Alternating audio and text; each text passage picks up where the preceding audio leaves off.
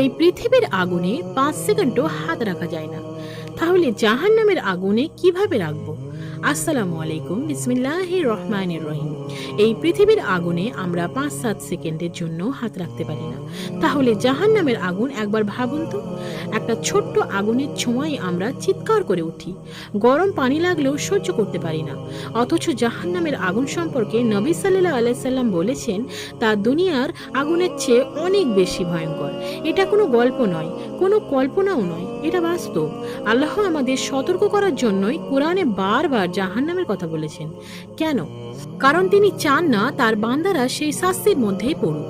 আজ আমরা অনেক সময় গুনাহকে ছোট মনে করি, একটা নামাজ ছেড়ে দিই, একটা হারাম কাজ করে ফেলি, তারপর ভাবি কিছুই হবে না।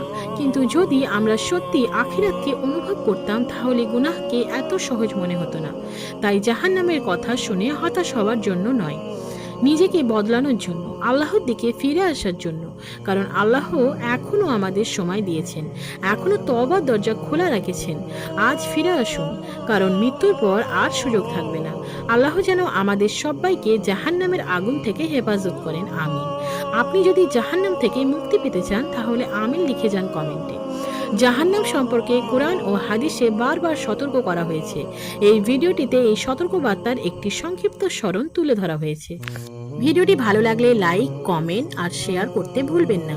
আর আমার এই ভিডিওটি যদি আপনার একটুও ভালো লেগে থাকে, তাহলে অন্যদেরকেও শেয়ার করবেন। আমার এরকম ইসলামিক রিমাইন্ডার প্রতিনিয়ত পেতে চ্যানেলটিকে সাবস্ক্রাইব করে পাশে থাকবেন। ধন্যবাদ।